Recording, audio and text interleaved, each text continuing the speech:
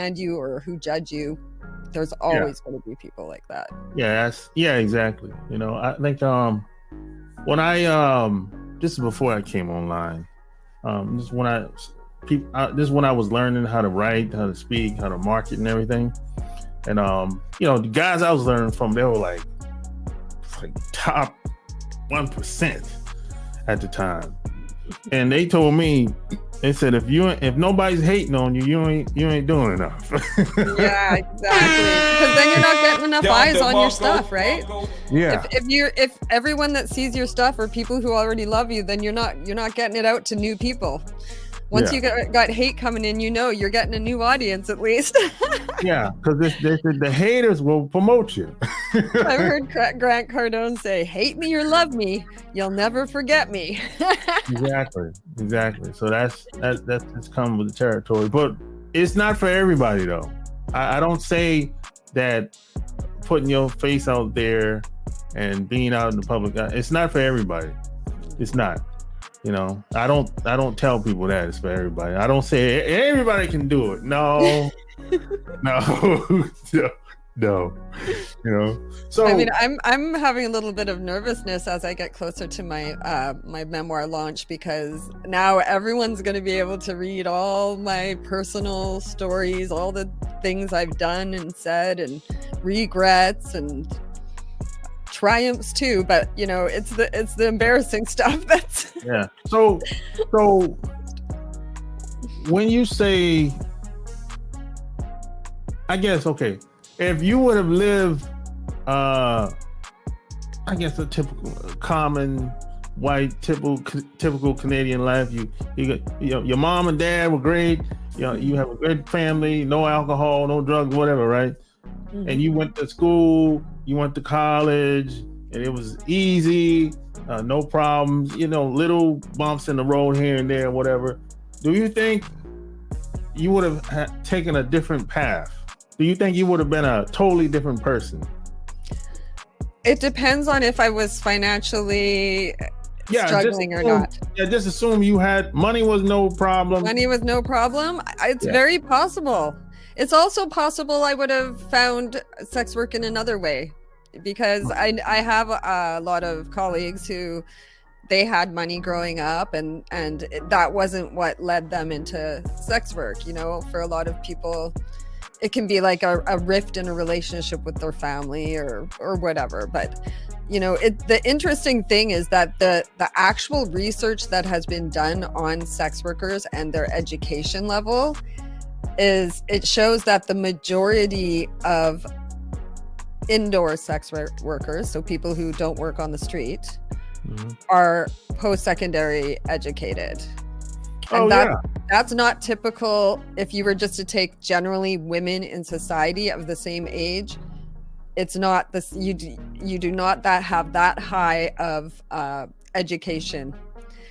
But in the sex worker community, we're more likely to be educated and have you know, post-secondary education than the regular civilian women, which is kind of fascinating, because what I think it shows is that intelligent people choose this work, that you know, it's also an option for people who are trying to fund their schooling, and that a lot of people can't find work from what their education gives them in post-secondary, so they end up going into careers that they maybe didn't intend to.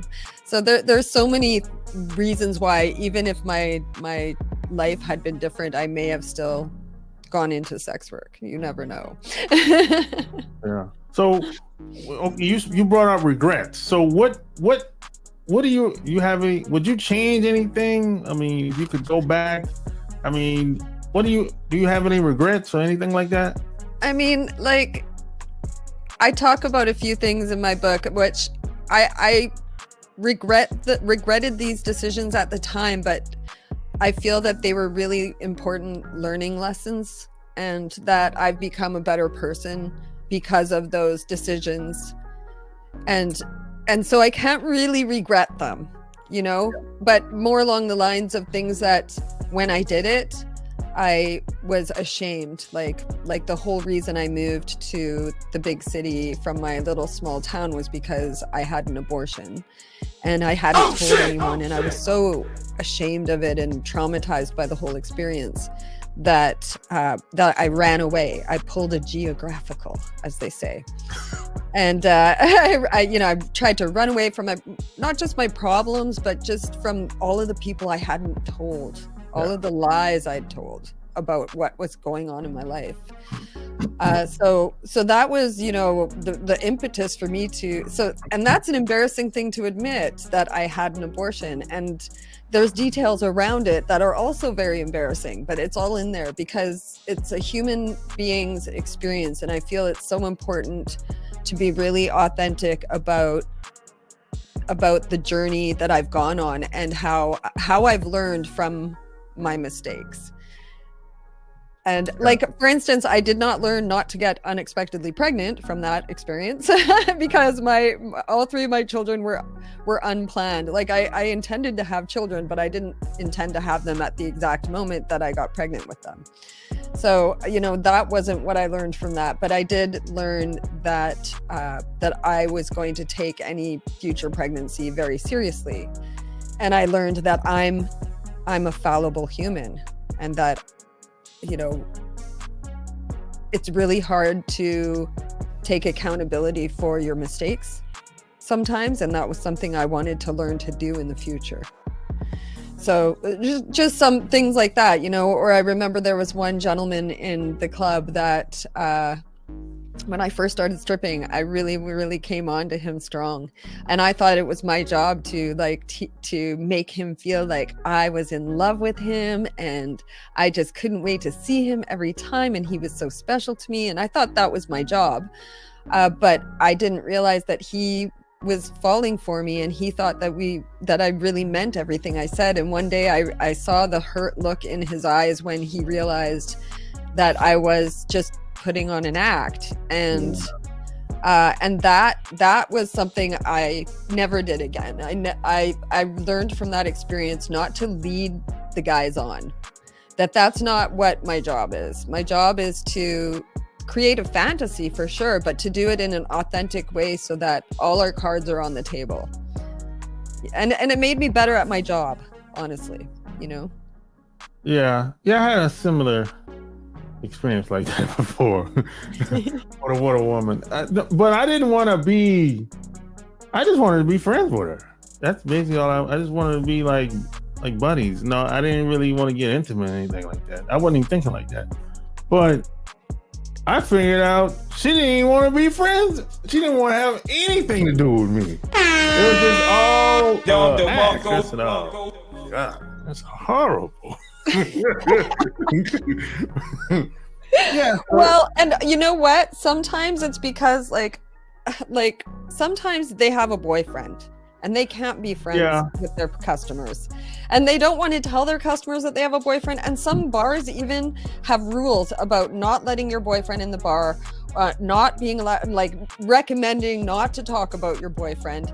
And it can really jeopardize your income if you admit having a boyfriend or anything like that. So in a lot of cases, it's not even that, she might have wanted to be your friend, but she just was in a relationship and that just wasn't an option for her, so. Yeah, this was like, I was like 20, 22. I didn't know any better then.